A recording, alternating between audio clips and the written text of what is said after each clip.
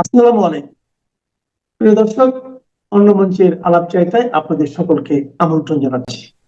ধন্যবাদ মাসুদ ভাই, ধন্যবাদ। যারা আমাদেরকে দেখছেন সকলকে আমার আন্তরিক শুভেচ্ছা এবং অভিনন্দন। আমরা সবাই জানি এবং আপনারা দেখেন সমস্ত ভিডিও পর্যন্ত আসছে যে উনি মাদক সেবন করছিলেন, ওখানে ওনার বান্ধবী ছিল, সেখানে বিছনার উপর কন্ডম পাওয়া গেছে।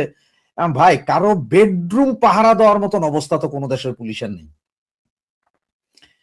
কারো বেডরুম পাহারা দেওয়ার মতন অবস্থান কি পুলিশের আছে? এনসিপির এই নেতা, সে তার চারিত্রিক দোষে তার পোলাপাইনি মারছে। এখন এইটা প্রথমে যখন গুলি খাইছে সাথে সাথে প্রথমে চালানো হইলো কি যে এটা ছাত্রলীগের পোলাপাইন মারছে, পরে যাই বাসা বাড়ি থেকে যখন সবকিছু উদ্ধার হইলে এরপরে এখন বলা হইতেছে না ওর সাথে যারা ছিল তারা মারছে। ওই মেয়েও পলাতক। এখন ওই মেয়ে নিয়ে ঝামেলা না কি নিয়ে ঝামেলা সেটা আসলে এনসিপি আলারাই বলতে পারবে। আর আশপাশের লোকজন বলতেছে তারা ওই ব্যবসাটা ওই জায়গাটা কবজা করে রাখছিল অনেকদিন যাবত। সে ওখানে প্রতিনিয়তই মেয়ে নিয়ে আসতো, ওখানে মদের আসর চলতো, জুয়ার আসর চলতো। সুতরাং এটা হ্যাঁ, এখন আপনি সরকারকে একটা দোষারোপ করতে, সরকারের আইন শৃঙ্খলা বাহিনী কেন অস্ত্র উদ্ধার করছে না সঠিকভাবে? কারণ এরা এই যে ডেভিল হান্ট 1 দিছিল, পরে ফেজ 2 দিল, এই দোনোটাতে কি করতেছে তারা শুধুমাত্র আওয়ামী লীগ নেতাকর্মীদেরকে অ্যারেস্ট করো। আসলে মূলত আওয়ামী লীগ নেতাকর্মী অ্যারেস্ট করে লাভ নাই। উচিত ছিল যে দেশের যে অবৈধ অস্ত্রগুলো আছে এগুলো উদ্ধারের জন্য একটা জোরদার অভিযান চালানো। সেটা যদি চালাইতে পারতো তাহলে আজকে হয়তো হাদিও বাইচা থাকতো, আজকে এই লোকও গুলি খাইতো না, এই মপটা হইতো না। আজকে ময়মনসিংহে ভালুকায় কেন? আজকে সকাল থেকে তো আপনার ফেনী বা নোয়াখালী, আমার মতো এটা ফেনী, কারণ আমি ফেনী নোয়াখালী এটা আমি খুব একটা ডিফারেন্স আমি করতে পারি না, আমার দুর্বলতা হয়তো। ওইখানে এক ভদ্রলোকের গলায় দড়ি দেওয়া লাশ পাওয়া গেল রেল লাইনের পাশে। ওইটার লাইভ ভিডিও দেখলাম যে এক লোক বলতেছে যে সে ওখানে মনে হয় ট্যাক্সি চালায় বা অটো চালায়। সে বললো যে 1 ঘন্টা আগে এই ভদ্রলোক আমাদের অমুক জায়গায় যাওয়ার জন্য বলছে, এইখানে এসে দেখি যে ঝুলা রয়েছে। তো ঝুলা রয়েছে মানে কি, গলায় দড়ি দিয়ে আসলে পাটা সব মাটিতে লাগানো, মানে আপনার হাঁটু বাজ করা অবস্থায় লাশ। পরে যায় ওর ছেলে আসছে, দেখলাম যে ওই লোক নাকি পেশকার ছিল, ফেনী কোর্টের পেশকার এরকম ছিল ওনার। তো এগুলা কি? এই যে রাস্তায় রাস্তায় আপনার লাশ পাইতেছেন, অস্ত্র দিয়ে একজন আরেকজনের গুলি করতেছে, আর আপনি আওয়ামী লীগ নেতাকর্মীদের ধৈর্য নিয়ে যায় এমন প্রেশার করতেছেন এরা সব হার্ট অ্যাটাকে মরে যাইতেছে। এটা যে আওয়ামী লীগের নিশ্চিহ্ন করার জন্য, নেতা শূন্য করার জন্য একটা প্রচেষ্টা যেমন কোর্টের ভিতরে জেলের ভিতরে চলতেছে, বাহিরে চলতেছে, যে এই মারামারি হত্যা এনসিপি রে মাইরা এটা হচ্ছে কি জানেন, এনসিপির পোলাপেনগুলোর মাইরা মাইরা ভারত বিদ্বেষী মনোভাবটার উস্কানো হইতেছে। উদ্ধার হচ্ছে না, লুটের অস্ত্রগুলো উদ্ধার হইতে হবে। 24 জুলাই আগস্টে যেসব স্নাইপার ব্যবহার করা হয়েছে এই অস্ত্রগুলো উদ্ধারে আসতে হবে। এগুলো যতক্ষণ উদ্ধার করতে না পারবেন পরিস্থিতি দিনকে দিন আরো খারাপ হবে। ইলেকশনের আগে আগে আরো কত কিছু ঘটবে এটা আসলে আপনার ক্যালকুলেটর দিয়েও আমরা হিসাব করে পারবো না। কারণ সেই না, একটা পক্ষ ইলেকশন চায় আর একটা পক্ষ চায় যে ইলেকশন হবে না। যারা হবে না তাদের প্রথম দায়িত্ব হচ্ছে যে আইন শৃঙ্খলা পরিস্থিতিকে এমন করে দাও যাতে সরকার বলতে বাধ্য যে আইন শৃঙ্খলা পরিস্থিতি ভালো না, আমরা কন্ট্রোল করতে আছে কি ইলেকশন। আচ্ছা, আইন শৃঙ্খলা পরিস্থিতি যত খারাপ হবে ইলেকশনের সময় আরো বেশি খারাপ হবে, এইটা দেখে আরো কিছুদিন থাকা যাবে। মূল কাহিনী হচ্ছে এটা আসলে ঘটনা জানেন, রাষ্ট্রের মদতে হচ্ছে সবকিছু, রাষ্ট্রীয় মদতে। দেখেন আপনার সবচেয়ে মজার বিষয়টা দেখেন বা একটু চিন্তা করেন, আপনার স্বাভাবিক বিবেক দিয়ে একটু চিন্তা করেন যে হাদিকে যে ছেলেটা গুলি করলো ফয়সাল, সে তার মোটরসাইকেলে করে ঢাকা ইউনিভার্সিটিতে যখন আপনার এই যে সংসদ ঢাকা ইউনিভার্সিটির ডাকসু নির্বাচন, তখন সাদেক কাইয়ুম এই ছেলেটার নিয়ে সারাক্ষণ ঘুরতো মোটরসাইকেলে, এটার ভিডিওগুলো আছে। হাদির সাথে আপনার এর পরিচয় করা দেয় জামাতের নায়েবে আমিরের ছেলে, হে পরিচয় করা দেয় এই ছেলে সারাক্ষণ হাদির সাথে। এখন পুলিশ যে চেক বলতেছে 127 কোটি টাকার চেক উদ্ধার করছে, তার মধ্যে 16টা চেক হচ্ছে যে আপনার Habib bank limited, Habib bank হচ্ছে পাকিস্তানের ব্যাংক। এবং দ্বিতীয় আরো নাকি 13টা বা 15টা চেক উদ্ধার হয়েছে, ওগুলো হচ্ছে যে চেক, কি বলে আপনার এই এনবিএল, ন্যাশনাল ব্যাংক অফ পাকিস্তানের চেক, এবং এগুলো সব ঢাকা মতিঝিল ব্রাঞ্চের চেক। এবং এইখানে নাকি 110 কোটি টাকা আছে ইন টোটাল। 65 লক্ষ টাকা যেটা নাকি ফয়সালের অ্যাকাউন্টে গেছে সেগুলো হাবিব ব্যাংকের মাধ্যমে গেছে। হোয়ারাজ ন্যাশনাল ব্যাংক অফ পাকিস্তান, ওদের অবস্থা এত খারাপ যে ওরা পাবলিকে টাকা দিতে পারতেছে না, কিন্তু এই টাকাগুলা তাহলে এত চেক, আর এই চেক এটা প্রকাশ করতেছে না সরকার, এই কারণে যে অনেক রথী মহারথী নাকি ধরা খেয়া যাবে। তাহলে এখন প্রকাশ করুক সরকার যে কার কার ব্যাংকের চেক, কোন কোন ব্যাংকের চেক, সেটা সরকার প্রকাশ করে না কেন? সরাসরি ছবি দিয়ে দিলে তো পারে সরকার যে এর এর এর এখান থেকে চেক আসছে। এবং এই ঘটনা ঘটার পরে সুদূর আমেরিকাতে থাকা এক সাংবাদিক উনি বলতেছেন যে এ ফয়সাল মিরপুর থেকে অমুক জায়গায় গেছে, অমুক জায়গা থেকে অমুক জায়গায় গেছে, অমুক জায়গা থেকে অমুক জায়গা, এটা নাটক পুরো সাজাইছে। এখন যতদূর জানা যায় যে জুলকারনাইমের ব্যাংকে, জুলকারনাইমের কাছে নাকি হাবিব ব্যাংকের মাধ্যমে প্রায় 25 কোটি টাকা গেছে গত 2 মাস আগে। পাকিস্তানের হাবিব ব্যাংকের মাধ্যমে জুলকারনাইন পাইছে 25 কোটি টাকা। কিসের টাকা পায় এরা? এগুলো সরকার প্রকাশ করে না কেন, কারা কোথায় পায়? আর এই ছেলে তো আসলে কোথাও পালায় জানেন, এই ছেলে তো পুলিশের কাছেই আছে। আপনি কয়দিন পর হয়তো দেখবেন কি জানেন, কোন এক জঙ্গলের মাথায় তার মৃত লাশ পাইবেন, পরে পুলিশ বলবে যে মানে এ পালায় যাইতেছিল, আমরা ধরছি, আমাদের গুলি করছে, আমাদের 3 জন পুলিশ অফিসার আহত, ওই কিছু না হয়তো এমনি ব্যান্ডেজ ব্যান্ডেজ করে রাইখা দিব, সিএমএস থেকে আহত হয়েছে আর ওরে গুলি করছে আর মারা গেছে। সন্ত্রাসী ওই বেটা, হে গুলি করছে, পুলিশ খালি আহত হয়েছে, আর পুলিশ একটাই গুলি ব্যবহার করছে, এটাতে বেটা নিহত হয়েছে।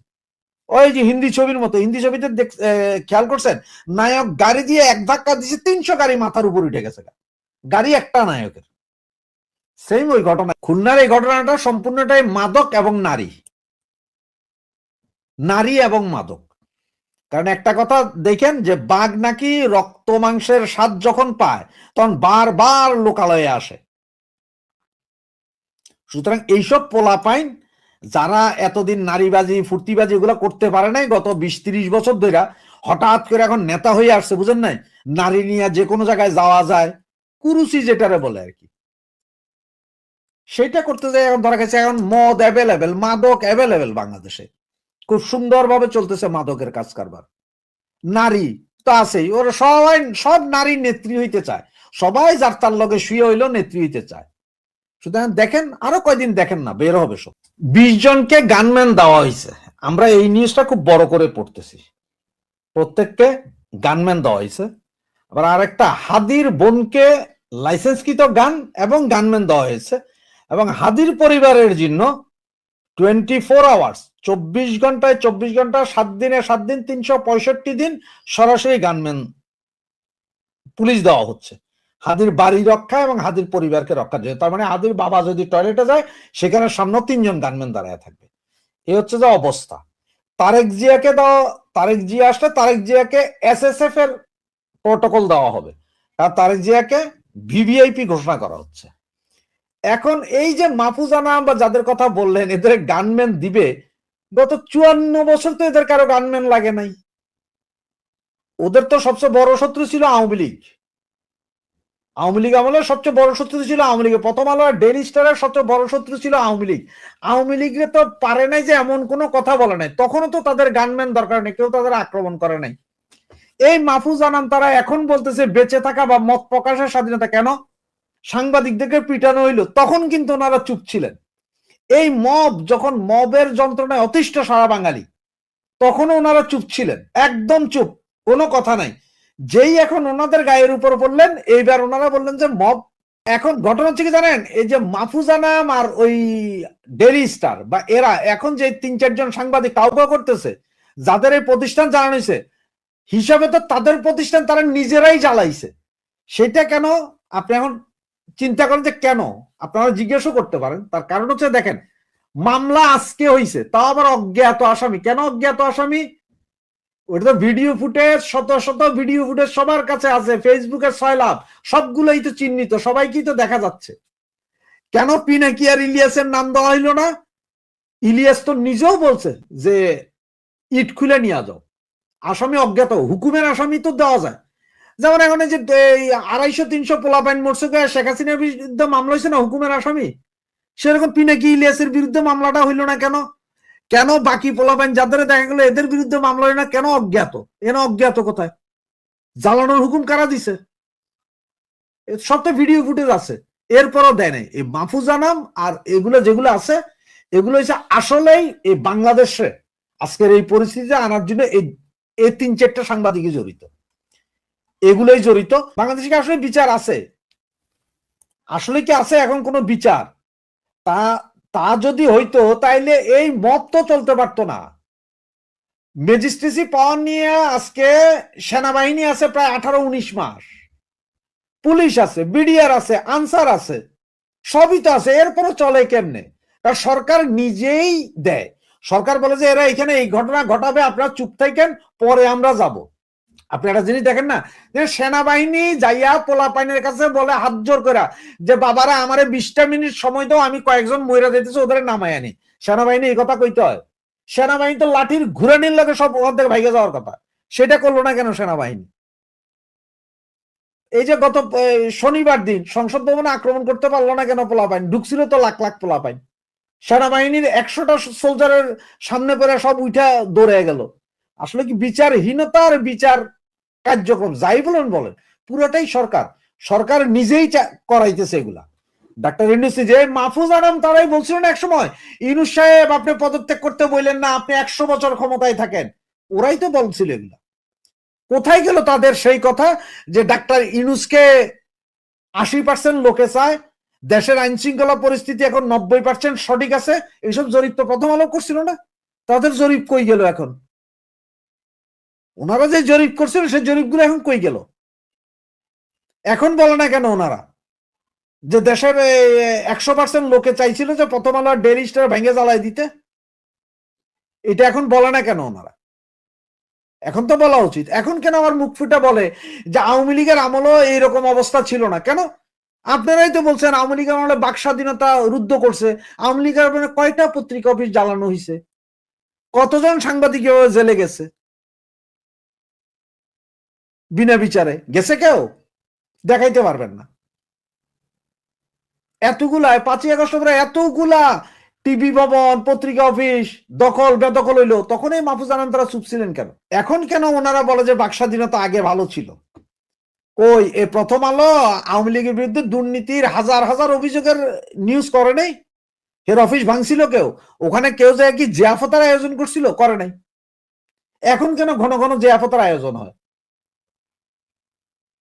ওনারা এই মাহফুজ আনাম তারাই 111 ঘটাইছিল, এই মাহফুজ আনাম তারাই গত 15 বছর এবং এখন পর্যন্ত পাকিস্তানিদের পাস আসছে, পাকিস্তানিদের আইএসআই এর পয়সা খাইয়া বিভিন্ন কাজ করছে, সেটার বিচার এখন আস্তে আস্তে পাইতেছে। এতে দুঃখ পাওয়ার কিছু নাই। এর ফাঁকে আপনারা নিশ্চয়ই শুনেছেন যে জামাতে ইসলামের আমির ডক্টর শফিকুর রহমান তিনি সম্প্রতি ইংল্যান্ডে গিয়েছিলেন তারেক রহমানের সাথে একান্ত বৈঠক করতে, এবং তাদের মধ্যে বৈঠক হয়েছে, এবং if I am not mistaken তাদের মধ্যে আজ বা কালের মধ্যে একবার ফোন আলাপ হওয়ার কথা। কি আলাপ হয়েছে তারেক রহমানের সাথে ডক্টর শফিকের, সেটি নিয়ে অনেক রকমের গুঞ্জন শোনা গেছে। আমি যতদূর জেনেছি, আমাকে সূত্র নিশ্চিত করেছে যে তারেক রহমানের সাথে ডাক্তার শফিকের বৈঠকটা বলা যায় এক ধরনের ব্যর্থই হয়েছে। কারণ প্রথমত জামাতের একটা প্রপোজাল ছিল যে বিএনপি, জামাত, এনসিপি সবাই মিলে একটা জাতীয় সরকার করবে, এবং এই জাতীয় সরকারে তারা শখানেক আসন নেবে ইসলামী দল সহ। কিন্তু তারেক রহমান শেষ মুহূর্তে এই জাতীয় সরকারের প্রপোজালটা অ্যাকসেপ্ট করেন। তারেক রহমানের ভাষ্য হলো যে সবাই মিলে যদি সরকার গঠন করি তাহলে বিরোধী দল কে থাকবে, গণতন্ত্রের বিরোধী দলের উপস্থিতি একটা খুব জরুরি বিষয়। আর সুতরাং এটি হয়নি। আরেকটি বিষয় হলো যে ডাক্তার শফিক বলেছেন যে নির্বাচনটা 12ই ফেব্রুয়ারি পরিবর্তে একটু পেছানো যায় কিনা। আবার একই সাথে আলোচনার এক পর্যায়ে ডাক্তার শফিক বলেছে যে বেশি দেরি হয়ে গেলে আবার শেখ হাসিনা, ফ্যাসিস্ট আওয়ামী লীগ তারা আবার বাংলাদেশে ফিরে আসবে। সো দুটো কথা কিন্তু কন্ট্রাডিক্টরি। একদিকে আপনি বলছেন নির্বাচনটা পেছাবেন, আরেকদিকে বলছেন যে আওয়ামী লীগ আইলো বলে। তো তারেক রহমান এটা পয়েন্ট আউট করেছেন যে এই দুটা জিনিস তো পরস্পর বিরোধী, তো এটা হয় না। তো নির্বাচন পিছানোর ব্যাপারে তারেক রহমান এগ্রি করেননি, জাতীয় সরকারের ব্যাপারে তারেক রহমান এগ্রি করেননি। আর একটা আলোচনার বিষয় ছিল যে জাতীয় সরকার হলে বা বিএনপি যদি ক্ষমতায় আসে ডক্টর ইউনূসকে প্রেসিডেন্ট করা হবে, আপনাদের মনে আছে গত 13ই জুন যে ডক্টর ইউনূসের সাথে তারেক রহমানের একান্ত বৈঠক হয়েছিল লন্ডনে, সেখানে তারেক রহমান বলেছিলেন যে শারীরিকভাবে সক্ষম হলে ডক্টর ইউনূসকে তাদের রাষ্ট্রপতি করতে আপত্তি নেই, কিন্তু বিএনপি সেই জায়গা থেকে সরে এসেছে। যদিও জামাত ডক্টর ইউনূসকে প্রেসিডেন্ট করতে তাদের কোনো আপত্তি নেই, কিন্তু বিএনপি এখন মনে করছে যে তাদের দলের মধ্যেই অনেক যোগ্য প্রার্থী আছেন যাদের মধ্য থেকে একজনকে রাষ্ট্রপতি করবেন, ডক্টর ইউনূসকে রাষ্ট্রপতি করবার কোনো মানে হয় না। এখন আরেকটা বিষয় হচ্ছে যে এতদিন প্রায় 16 মাস পার হয়ে গেল, তারেক রহমান কেন ফেরেননি? এখন এমনকি তার মায়ের অসুস্থতার পরে তিনি ফেসবুকে স্ট্যাটাস দিয়ে জানিয়েছিলেন তিনি কেন আসতে পারছেন না, তার ফেরাটা শর্ত সাপেক্ষে। এমন কি ঘটনা ঘটলো যে হঠাৎ করে তারেক রহমান ফিরছেন? তারেক রহমান ফিরছেন এটা দলের জন্য অবশ্যই ভালো, কিন্তু তিনি কতটা ঝুঁকি নিয়ে ফিরছেন সেটা সময়ই বলে দেবে। কিন্তু ইতিমধ্যেই আপনারা জানেন যে বাংলাদেশে এই ওসমান গনির মৃত্যুর পরবর্তীতে হঠাৎ করে চারিদিকে একটা গুঞ্জন শুরু হয়েছিল যে বিপ্লবী সরকার গঠিত হবে, রাষ্ট্রপতি চুপ্পুকে পদত্যাগে বাধ্য করা হবে, তাকে গ্রেপ্তারের দাবি উঠেছিল, সেনাপ্রধানকে পদত্যাগ করানো হবে, তাকেও গ্রেপ্তারের দাবি উঠেছিল, কয়েকজন উপদেষ্টাকে গ্রেপ্তারের দাবি উঠেছিল। তো এই অবস্থায় একটা কিন্তু খুব জোরালো গুঞ্জন উঠেছিল যে বিপ্লবী সরকার গঠিত হবে। এই বিপ্লবী সরকার কারা গঠিত করবে সেটিও আপনারা ইতিমধ্যে জেনে গেছেন যে এই যে মাহমুদুর রহমান সহ আরো কয়েকজন মিলে এই বিপ্লবী সরকার গঠনের একটা পায়তারা করেছিল, এবং তাদের আরো একটা প্ল্যান ছিল। এই যে ভারতের বিভিন্ন দূতাবাসের যে বিভিন্ন জেলার অফিস আছে সেগুলো আক্রান্ত হয়েছে, এবং তারা ঢাকায়ও ভারতীয় হাইকমিশন আক্রমণের প্ল্যান করেছিল, এবং তাদের প্ল্যান ছিল যে ভারতীয় হাইকমিশনার কিংবা ওরকম হাই লেভেলের কোনো ডিপ্লোম্যাটকে যদি তারা জিম্মি করতে পারে তাহলে তারা ভারতকে বলবে যে এই জিম্মিকে তারা মুক্তি দেবে না যতক্ষণ না তারা ভারত থেকে শেখ হাসিনাকে বাংলাদেশে ফেরত পাঠায়, অর্থাৎ জিম্মি করে তারা শেখ হাসিনাকে বাংলাদেশে আনবে। এরকম একটা প্ল্যান তারা করেছিল, কিন্তু এই প্ল্যানটা জানার সাথে সাথেই সেনাপ্রধান জেনারেল ওয়াকার সেখানে ইন্টারফেয়ার করে এবং এই প্ল্যানটা ভেস্তে দেয়। তো এই বাংলাদেশে বলা যায় যে একটা ফাড়া কেটেছে এই যে বিপ্লবী সরকার দরকার। কারণ বিপ্লবী সরকার করলে যেটা হতো যে এটা প্রথমত হলো এটা করা সম্ভব ছিল না, কারণ এটা করার জন্য প্রশাসন, সেনাবাহিনী এবং যাদের যাদের সমর্থন দরকার ছিল তারা কেউই সেটা সমর্থন করেনি। কিন্তু এই কিছু টোকাই মোকাই এই জঙ্গি, হিজবুত তাহরির এরা লাফালাফি করছিল, কিন্তু সেটা হয় নাই। রাজনীতি এখন আসলে মূলত তারেক রহমানের প্রত্যাবর্তনকে কেন্দ্র করেই আবর্তিত হচ্ছে। এবং এই মুহূর্তে আরেকটা প্রশ্ন কিন্তু উঠছে যে আওয়ামী লীগ কি করবে? নির্বাচনে মনোনয়ন তো প্রায় সাবমিশন হয়ে আসছে, মানে মনোনয়ন সাবমিশনের শেষ দিনগুলো চলে আসছে। আওয়ামী লীগ কি করবে? আওয়ামী লীগ কি নির্বাচন বর্জন করবে? আওয়ামী লীগ কি নির্বাচন প্রতিরোধের ডাক দেবে? আওয়ামী লীগের প্রার্থীরা কি স্বতন্ত্র নির্বাচন করবে বা অন্য কোনো দলের ব্যানারে আওয়ামী লীগ নির্বাচন করবে? এই আলোচনাগুলো কিন্তু হচ্ছে, এবং আরো বেশ কিছু আলোচনা নিয়ে আমি আপনাদের সামনে আগামীতে কথা বলবো। আওয়ামী লীগের অংশটা বিশেষ করে আপনারা অনেকেই জানতে চান যে আওয়ামী লীগ কি করছে। আমি আওয়ামী লীগের পলিসি মেকারদের সাথে নিয়মিত যোগাযোগ রাখি, সেটি নিয়ে সময় মতো আপনাদের সাথে কথা বলবো। শুধু এটুকু বলবো যে রাজনীতিতে আমরা এখন তারেক রহমানের কথা শুনছি, বিএনপির কথা শুনছি, জামাতের কথা শুনছি, আওয়ামী লীগের কথা হয়তো অতটা শুনছি না, কিন্তু হতাশ হবেন না। সেই হিন্দিতে যে বলে যে পিকচার আমি বাকি হয় নাকি, আমি আবার হিন্দি খুব ভালো জানি না। তো ঘটনা এখনো অনেক কিছু বাকি। 12ই ফেব্রুয়ারি নির্বাচন হবে কিনা এটি এখনো প্রশ্নবিদ্ধ। এবার নাহিদ ইসলাম ডক্টর ইউনূস সরকারকে নিয়ে এমন এক চাঞ্চল্যকর তথ্য সামনে এনেছেন যে বক্তব্যের পর বোঝা যায় যে ডক্টর ইউনূসকে এই মুহূর্তে বাটে ফেলতেই এমন ধরনের বক্তব্য হয়তোবা, অথবা যা অভিযোগ আসছে সরকারের বিরুদ্ধে তা সত্য। এখন যদি অভিযোগ সরকারের বিরুদ্ধে সত্য হয় তাহলে সরকারকে পদত্যাগ করতে হবে, আর যদি অভিযোগ মিথ্যা হয় তাহলে সরকারকে এটা ক্লারিফিকেশন করতে হবে নাহিদ ইসলামের এই অভিযোগ কতটুকু সত্য। নাহিদ যে অভিযোগ করেছে সেই অভিযোগটাতে বাতে পড়ছে টোটাল সিস্টেমের প্রধান হিসাবে যিনি মূল ভূমিকা আছেন ডক্টর মোহাম্মদ ইউনূস। তো কি বক্তব্য? শরীফ ওসমান হাদি তার একটা অ্যাক্সিডেন্ট হতে পারে এবং হওয়ার পর কি কি ঘটনা ঘটানো হবে বাংলাদেশে এটার একটা পরিকল্পনা নাকি আগে থেকেই তৈরি করা। এবং নাহিদ বলার চেষ্টা করছেন এই ঘটনার পর আমরা বলেছি যে এটা সরকারের ভেতরের একটা অংশের এখানে সংশ্লিষ্টতা আছে, এমনটাই মন্তব্য নাহিদ ইসলামের। এই আলোচনাটা আরো বিস্তারিত আমরা যখন দেখছি তখন গতকালকে রাজধানীর একটি হোটেলে একটা সংবাদ সম্মেলনের আয়োজন করা হয়েছিল মব ভায়োলেন্সের বিরুদ্ধে। সংবাদপত্র সম্পাদকদের সংগঠন সম্পাদক পরিষদ এবং news paper owners association of Bangladesh অর্থাৎ প্রথম আলো এবং ডেইলি স্টারে যে ঘটনাগুলো ঘটেছে সেটার বিপরীতে। তো নাহিদ বলছেন আমাদের জন্য দুর্ভাগ্যজনক যারা এই ঘটনাটা সেই রাতে ঘটিয়েছে বা যারা প্রথম আলো সহ সাংস্কৃতিক প্রতিষ্ঠানগুলোর উপর হামলা করেছে, তারা জুলাই গণঅভ্যুত্থানের স্লোগানগুলোকে ব্যবহার করেছে, হাদির নাম ব্যবহার করেছে, আমাদের স্লোগানগুলোকে ব্যবহার করে তারা সেখানে আক্রমণ করেছে। আজকে যে পরিস্থিতি এসেছে সেটা দুর্ভাগ্যজনক। তার বক্তব্য হচ্ছে যে আমরা বলেছি এই ঘটনায় সরকারের ভেতরের একটা অংশের সংশ্লিষ্টতা আছে, এটার পক্ষে সম্মতি তৈরি করা হয়েছিল অনেক দিন ধরেই, এটার সঙ্গে রাজনৈতিক ব্যাকআপও আছে। এই তিনটি ঘটনা একসঙ্গে না ঘটলে এত বড় সাহস সেই রাতে কারো পক্ষে করা সম্ভব হতো না। কয়েক হাজার মানুষ গিয়ে এটা ঘটিয়েছে এরকমও না, ফলে পুরোটি ঘটনাই পরিকল্পিত ছিল।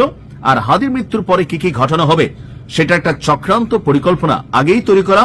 ঘটনাগুলো দেখে আমাদের কাছে এটাই মনে হয়েছে। অর্থাৎ ব্যক্তিগতভাবে তিনি বলছেন যে তথ্য মন্ত্রণালয়ের দায়িত্বে তিনি ছিলেন, এটা তার জন্য দুর্ভাগ্যজনক। এখন তার এই যে বক্তব্য সরকারের ভেতর সংশ্লিষ্টতা, অর্থাৎ সরকারের ভেতর কি এমন কোন চক্র আছে যারা এদেশের গণমাধ্যমগুলোর স্বাধীনতার উপর হস্তক্ষেপ করতে চায়, মতের বিরোধিতা হলে কাউকে পানিশমেন্ট করতে চায় মব ভায়োলেন্সের ইস্যুতে? আমরা দেখছি প্রত্যেকটি রাজনৈতিক দল মব ভায়োলেন্সের বিপরীতে কথা বলছেন, সরকার কথা বলছে, পুলিশ কথা বলছে, সেনাবাহিনী কথা বলছে, তারপরেও কারা সেই ব্যক্তি? তবে জিয়াফতকুর জাতি, এটাতে কোনো ভুল নাই। আর অধিকাংশ ঘটনায় আপনি দেখবেন পরিকল্পিতভাবে যারা এই ঘটনাগুলা ঘটাচ্ছেন, হুকুম দিচ্ছেন, তারা বাংলাদেশের যে ইসলামিক কমিউনিটি আছে, অর্থাৎ ধর্মপ্রাণ মুসল্লিদের যে পোশাক আশাক, টুপি, দাড়ি, পাঞ্জাবি, আপনি দেখবেন যে এই শ্রেণীটা, এদের ভিডিও সবার আগে আসে যে হুজুরদের একাংশ, তারা কি আদৌ হুজুর?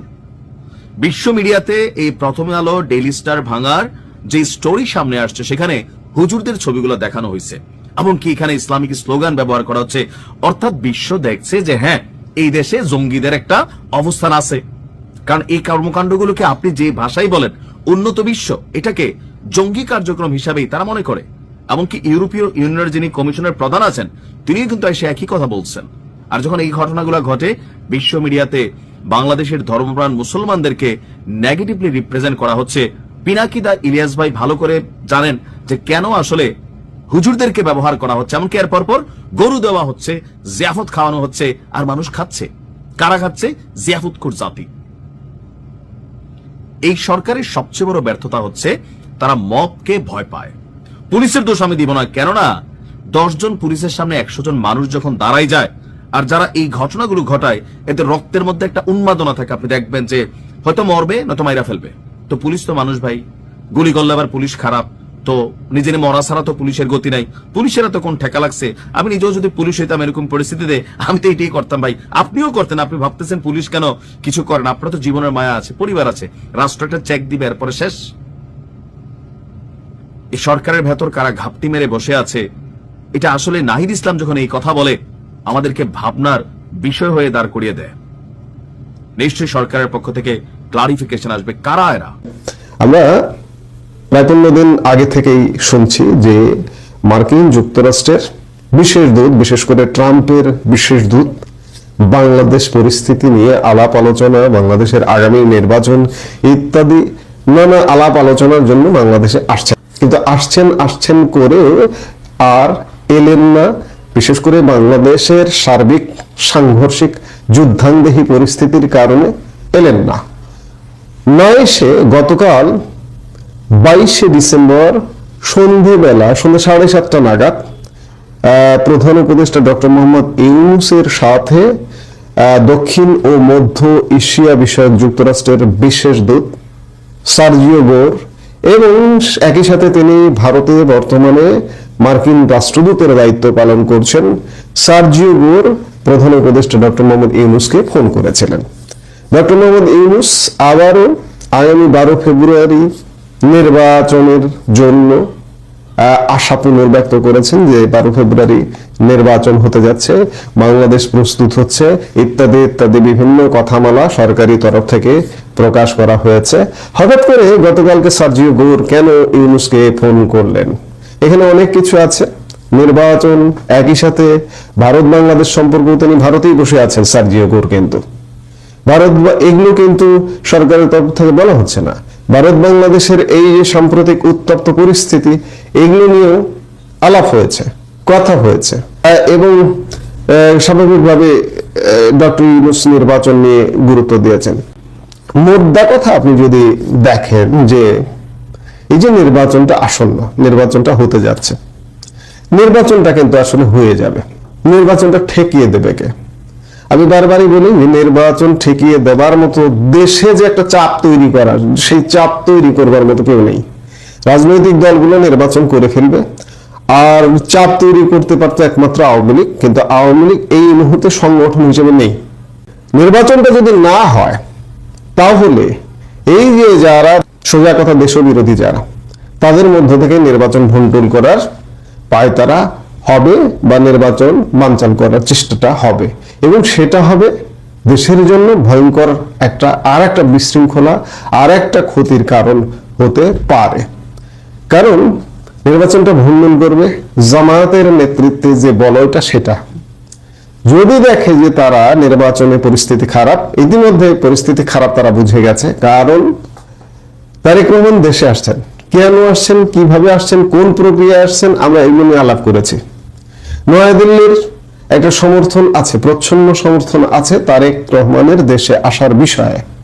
কারণ গত 1.5 বছর যাবৎ আওয়ামী লীগকে দেখেছে, হ্যাঁ আওয়ামী লীগকে সহযোগিতা করছে, এখনো পর্যন্ত করছে ভারত। আওয়ামী লীগের প্রধান শেখ হাসিনাকে ভারত আশ্রয় দিয়েছে, আওয়ামী লীগ নেতাদের আশ্রয় দিয়েছে, আওয়ামী লীগকে সহযোগিতা করছে।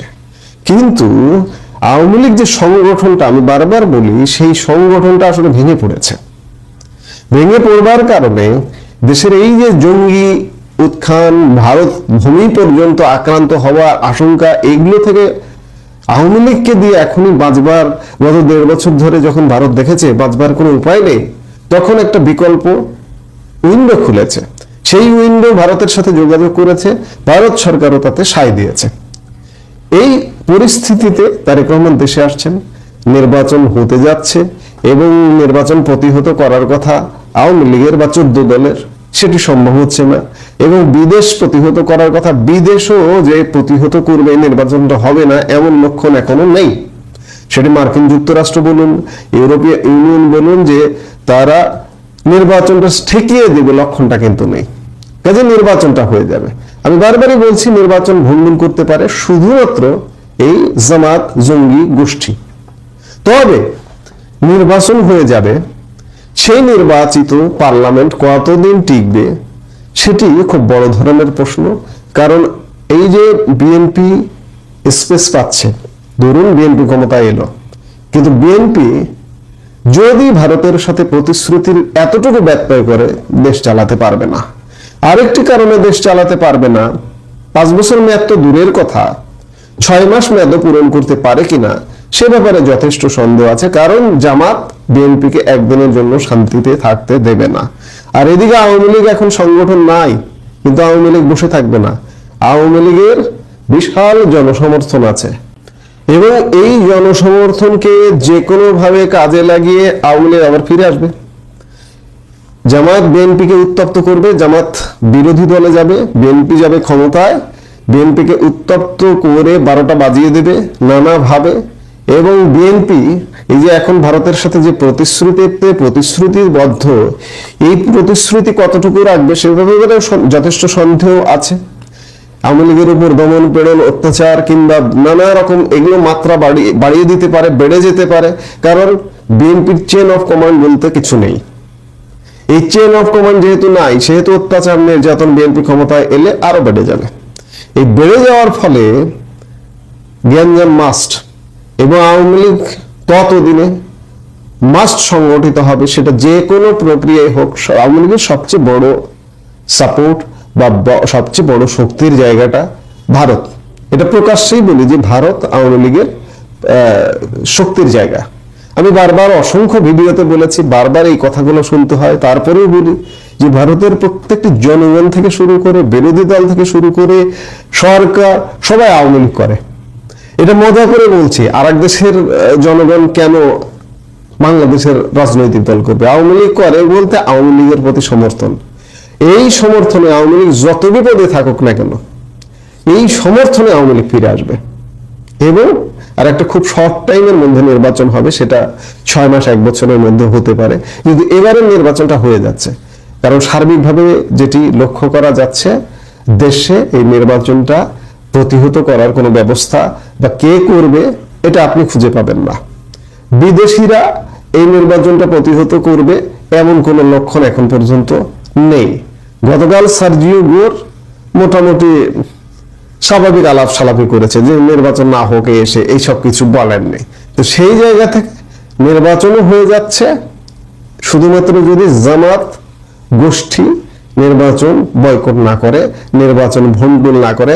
তারা ভণ্ডুল করবে কিন্তু দেশের 12টা বাজানোর জন্য, তারা এই বর্তমান ব্যবস্থাকে আরো দীর্ঘস্থায়ী করে টেনে নিয়ে যাওয়ার জন্য।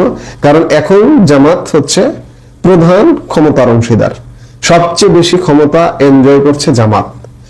এই ক্ষমতা এনজয়টাকে কিন্তু ভারতও ভালোভাবে দেখছে না, ভারতও ভালোভাবে দেখবে না। এই যে বিশেষ করে সাম্প্রতিক সময়ে উস্কানি, এই উস্কানিটা এই জামাত বলয় থেকে উস্কানিটা হচ্ছে, এগুলো ভালোভাবে দেখছে না এবং বিএনপির জন্য স্বস্তিকর নয়। এই জন্য নির্বাচনটা যে কোনো ভাবে ভারত চাইছে, বিএনপি চাইছে নির্বাচন হয়ে যাক। এখন নির্বাচন মাস্ট হয়ে যাবে।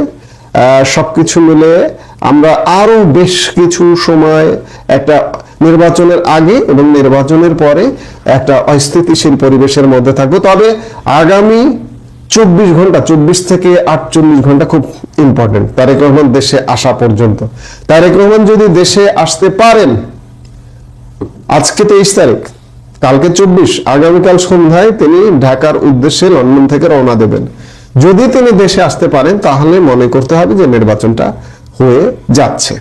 এখন আমরা সবকিছু দেখবার জন্য নিশ্চয়ই অপেক্ষা করছি এবং দেখছি। এই মুহূর্তে এ পর্যন্ত সবাই ভালো থাকুন, সুস্থ থাকুন।